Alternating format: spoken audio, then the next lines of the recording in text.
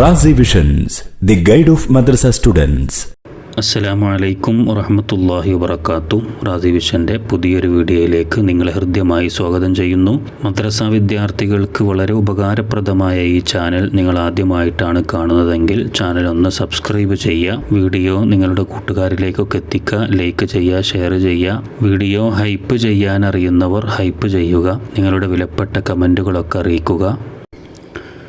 ഈ വീഡിയോയിൽ 7ാം ക്ലാസ്സിലെ തജ്വീദ് എന്ന വിഷയത്തിൻ്റെ ഒരു മോഡൽ ചോദ്യപേപ്പറാണ് നമ്മൾ നോക്കുന്നത്.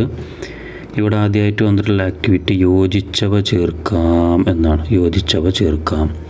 താഴെ 5 ചോദ്യങ്ങളുണ്ട്. അതിനോട് യോജിക്കുന്ന ഉത്തരങ്ങൾ ഇവിടെ മുകളിൽ ബ്രാക്കറ്റിൽ കൊടുത്തിട്ടുണ്ട്. ചോദ്യങ്ങൾ വായിച്ച് നോക്കുക. ബ്രാക്കറ്റിലെ ഉത്തരങ്ങളൊക്കെ കൃത്യമായി മനസ്സിലാക്കി ഓരോന്നിനോടും യോജിക്കുന്നിടത്ത് എടുത്ത് എഴുതാണ് വേണ്ടത്. ഇവിടെ സെയ്ദ് ബിൻ സാബിത്ത് റളിയല്ലാഹു അൻഹു, ആസിം റളിയല്ലാഹു അൻഹു, ഉമർ റളിയല്ലാഹു അൻഹു, അബൂബക്കർ റളിയല്ലാഹു അൻഹു, ഹഫ്സ് റളിയല്ലാഹു അൻഹു, ഇതൊക്കെയാണ് ഉത്തരങ്ങളായിട്ട് വന്നിട്ടുള്ളത്. ഒന്നാമത്തെ ചോദ്യം എന്താ? മുസ്ഹഫിൻ്റെ കോപ്പികൾ പകർത്തി എഴുതാൻ വേണ്ടി നേതൃത്വം വഹിച്ചു. അതാരാണ്? ഇതാണ് അതിൻ്റെ ആൻസർ. സെയ്ദ് ബിൻ സാബിത്ത് റളിയല്ലാഹു അൻഹു. അപ്പോൾ അത് എഴുതാം.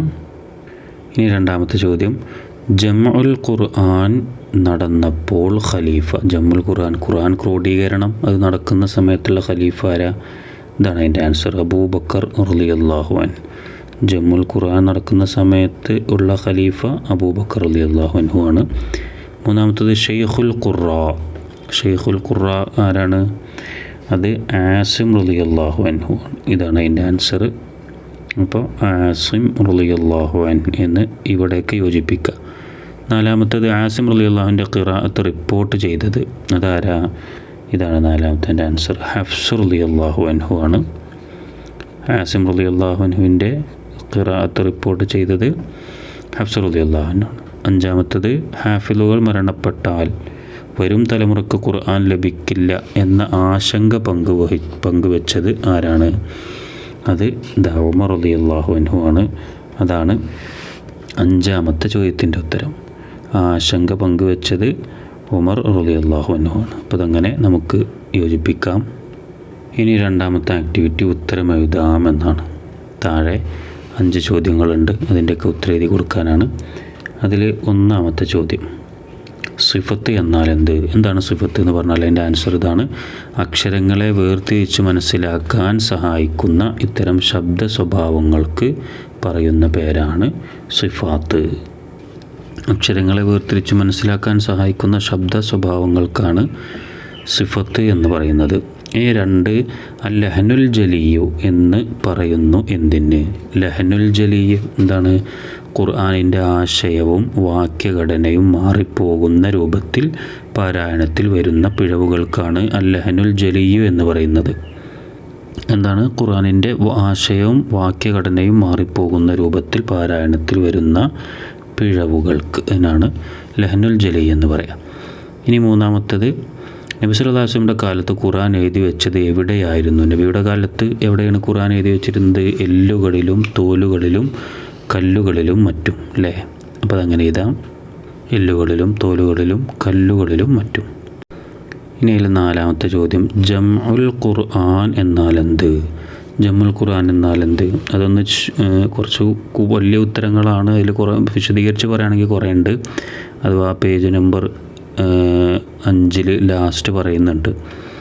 അതൊന്ന് ഷോർട്ടാക്കി ചുരുക്കി ചെയ്താണ് നമുക്കിങ്ങനെ പറയാം. നബി സല്ലല്ലാഹു അലൈഹി വസല്ലം തങ്ങൾ ഏറ്റവും അവസാനമായി ജിബ്രീൽ അലൈഹിസ്സലാം ഓതി കേൾപ്പിച്ച നബി തങ്ങൾക്ക് ഏറ്റവും അവസാനമായി ജിബ്രീൽ അലൈഹിസ്സലാം ഓതി കേൾപ്പിച്ച ക്രമത്തിൽ ആയത്തുകളും സൂറത്തുകളും ക്രമപ്പെടുത്തി ക്രോഡീകരണം പൂർത്തിയാക്കിയതിനാണ് ജംഉൽ ഖുർആൻ എന്ന് പറയുന്നത്, അല്ലേ?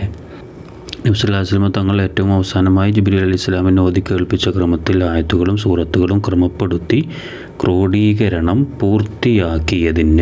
പൂർത്തിയാക്കിയതിന് എന്നും കൂടി അവിടെ ചേർത്തിരിക്കണം. സ്ഥലമില്ലാത്തത് കൊണ്ട് ഞാൻ ചേർത്തിട്ടില്ല. ഇനി 5ാമത്തത് ലഹനുൽ ഖഫിയു എന്ന് പറയുന്നു എന്തിനാ? ലഹനുൽ ഖഫിയ് അങ്ങനെ പറയുന്നത് എന്തിനാണ്? അതിൻ്റെ ഉത്തരം ഇതാണ്. അക്ഷരങ്ങളുടെ സിഫത്തിലോ ഉന്നത്ത് മദ് പോലെയുള്ള തജ്വീദ് നിയമങ്ങളിലോ വരുന്ന പിഴവിനാണ് ലഹനുൽ ഖഫി എന്ന് പറയുന്നത്. അക്ഷരങ്ങളുടെ സിഫത്തിലോ ഉന്നത്ത് മദ് പോലെയുള്ള തജ്വീദ് നിയമങ്ങളിലോ വരുന്ന പിഴവ് അല്ലെങ്കിൽ പിഴവിനാണ് ലഹനുൽ ഖഫി എന്ന് പറയുന്നത്. ഇനി മൂന്നാമത്തെ ആക്ടിവിറ്റി ഹഫ്സ് റളിയല്ലാഹു അൻഹുവിൻ്റെ സനദ് എഴുതാം. ഹഫ്സ് റളിയല്ലാഹു അൻഹുവിൻ്റെ സനദ് എഴുതാനാണ്. അപ്പോൾ ആദ്യം സനദൊക്കെ മുഹമ്മദ് നബി സല്ലല്ലാഹു അലൈഹി വസല്ലമയിലേക്ക് എത്തണമല്ലോ. ഫസ്റ്റ് ഇവിടെ മുഹമ്മദ് നബിയുടെ പേര് സയ്യിദന മുഹമ്മദ് സല്ലല്ലാഹു അലൈഹി വസല്ലം, പിന്നെ ഉസ്മാൻ റളിയല്ലാഹു അൻഹു, പിന്നെ അലി റളിയല്ലാഹു അൻഹു, പിന്നെ അവിടെ രണ്ട് പേരും കൂടി എഴുതാനുണ്ട്. അതാരൊക്കെയാണ്? ഒന്ന് ഇബ്നു മസ്ഊദ് റളിയല്ലാഹു അൻഹു ആണ് ഇവിടെ എഴുതാനുള്ളതിൽ. ഒന്ന് ഇബ്നു മസ്ഊദ് റളിയല്ലാഹു അൻഹു. പിന്നെ വേറെ ഒന്നും കൂടി ഉണ്ട്, സെയ്ദ് ബിനു സാബിത്ത് റളിയല്ലാഹു അൻഹു. സെയ്ദ് ബിനു സാബിത്ത് റളിയല്ലാഹു അൻഹു. പിന്നെ അതിൻ്റെ താഴേക്ക് പിന്നെ ആരാണ് വരിക? അബൂ അബ്ദുറഹ്മാൻ ഹബീബി സലമി റളിയല്ലാഹു അൻഹു. അബൂ അബ്ദുറഹ്മാൻ സലമി റളിയല്ലാഹു അൻഹു. അതിൻ്റെ നേരെ താഴെ ആര് വരും? ഇമാം ആസിമുൽ കൂഫി റളിയല്ലാഹു അൻഹു. അദ്ദേഹത്തിൽ നിന്നാണ് ഹഫ്സ് ബിനു സുലൈമാൻ റളിയല്ലാഹു അൻഹു. അപ്പോൾ ഹഫ്സ് റളിയല്ലാഹു അൻഹുവിൻ്റെ സനദ് പരമ്പരയാണ്, മറ്റേ നബി സല്ലല്ലാഹു അലൈഹി വസല്ലമക്ക് എത്തുന്ന പരമ്പരയാണ്. ഇത് പൂർത്തിയാക്കാൻ പറഞ്ഞിട്ടുള്ളത്, അത് എഴുതിയിട്ടുണ്ട്. ഇനി നാലാമത്തത് പൂരിപ്പിക്കാം. ഇവിടെ ഒരു ചോദ്യമാണുള്ളത്. എന്താണ്? നിസ്കാരത്തിൽ ഖൗലിയായ റുക്നുകളിൽ ഡേഷ് സംഭവിച്ചാൽ നിസ്കാരം ബാത്തിലാകും. അത് എന്ത് സംഭവിച്ചാൽ? അല്ലഹനുൽ ജലിയു സംഭവിച്ചാലാണ്. അതെന്താണ് എന്നുള്ളതൊക്കെ നമ്മൾ നേരത്തെ പറഞ്ഞിട്ടുണ്ട്. അല്ലഹനുൽ ജലിയു, ആ തെറ്റ് സംഭവിച്ചാലാണ്, അങ്ങനത്തെ പിഴവുകൾ സംഭവിച്ചാലാണ് നിസ്കാരം ബാത്തിലാകുക. ഇനി ആറാമത്തവും കൂടി അതിൻ്റെ കൂടെ നമുക്ക് നോക്കാം. ആറാമത്തത് 5 സിഫത്തുകൾ എഴുതാം. 5 സിഫത്തുകളുടെ പേര് എഴുതാനാണ്, സിമ്പിളാണ്. ഒന്നാമത്തെ സിഫത്ത് ഹംസാണ്, അത് എഴുതാം, അൽ ഹംസു. രണ്ടാമത്തത് അൽ ഇസ്തിഅലാഉ, ഏതോ എഴുതാം. ഞാനിവിടെ 5 എണ്ണമാണ് എഴുതാൻ പറഞ്ഞിട്ടുള്ളത്, 5 എണ്ണം എഴുതുന്നു. മൂന്നാമത്തത് അൽ ഖൽഖലത്തു, മൂന്നാമത്തത് ഖൽഖലത്ത് എഴുതിയിട്ടുണ്ട്. നാലാമത്തത് അഷിദ്ദത്തു, ഷിദ്ദത്ത്. അഞ്ചാമത്തത് അൽ ഇസ്തിഫാലു. അപ്പോൾ 5 സിഫത്തുകൾ ഏതൊക്കെ? ഹംസ്, ഇസ്തിഅലാ, ഖൽഖലത്ത്, ഷിദ്ദത്ത്, പിന്നെ ഇസ്തിഫാൽ. ഇനി അടുത്ത ആക്ടിവിറ്റി ഏഴാമത്തത് 2 വീതം എഴുതാം. 2 ചോദ്യങ്ങളാണുള്ളത്. അതിൽ 2 ഉത്തരങ്ങൾ എഴുതി കൊടുക്കാനുണ്ട്. അതിലൊന്നാമത്തത് മുസ്ഹഫ് ഉസ്മാനി അയച്ച സ്ഥലങ്ങൾ. ഉസ്മാനി മുസ്ഹഫുകൾ അയച്ചു കൊടുത്ത സ്ഥലങ്ങളുണ്ടല്ലോ, അത് ഏതൊക്കെയാണ് സ്ഥലങ്ങൾ? ഒന്ന് മക്ക, മറ്റൊന്ന് മദീന, പിന്നെ കൂഫ, അതേപോലെ ബസ്വറ, യമനൊക്കെ ഉണ്ട്. നമ്മൾ 2 ചോദിച്ചിട്ടുള്ളൂ, അതുകൊണ്ട് 2 എഴുതാം. മുഴുവനായിട്ട് ചോദിക്കുകയാണെങ്കിൽ മുഴുവനായിട്ട് എഴുതണം. മക്ക, മദീന, കൂഫ, ബസ്വറ, യമനൊക്കെ ഉണ്ട്. രണ്ടാമത്തത് കൂഫക്കാരനായ കാരിയുകൾ. കൂഫക്കാരായ കാരിയുകൾ 10 കാരികളുടെ പേര് പഠിച്ചിട്ടുണ്ട്. അവരൊക്കെ പല സ്ഥലങ്ങളിൽ നിന്നുള്ളവരാണ്. അതിൽ കൂഫക്കാരുടെ പേരാണ് ഇവിടെ എഴുതാൻ പറഞ്ഞിട്ടുള്ളത്. കൂഫക്കാരായ 4 പേരുണ്ട്. ഒന്ന് ഇമാം ആസിമുൽ കൂഫി ആണ്. ഇമാം ആസിം. കൂഫി എന്ന് എഴുതേണ്ട ആവശ്യമില്ലല്ലോ, കാരണം കൂഫക്കാരായ എന്ന് ഇവിടെ ചോദിച്ചിരിക്കണമല്ലോ. പേര് എഴുതുമ്പോൾ അങ്ങനെ വേണമെങ്കിൽ എഴുതാം. പിന്നെ ഇമാം ഹംസത്തുൽ കൂഫി, ഇമാം ഹംസ എന്ന് എഴുതിയാലും കുഴപ്പമൊന്നുമില്ല. ഇനി കൂഫി എന്ന് എഴുതിയാൽ പരിപൂർണമായി എന്നർത്ഥം. അപ്പോൾ ഇവിടെ എഴുതാം.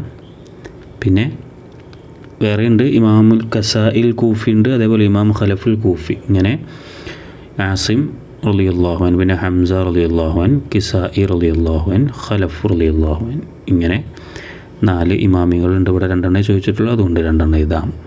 ഈ വീഡിയോ ഇവിടെ അവസാനിക്കുകയാണ്. മദ്രസ വിദ്യാർത്ഥികൾക്ക് ആവശ്യമായ എല്ലാവിധ വീഡിയോകളും നമ്മുടെ ചാനലിലുണ്ട്. നിങ്ങളുടെ ആവശ്യങ്ങൾക്കനുസരിച്ച് അത് ഉപയോഗപ്പെടുത്താവുന്നതാണ്.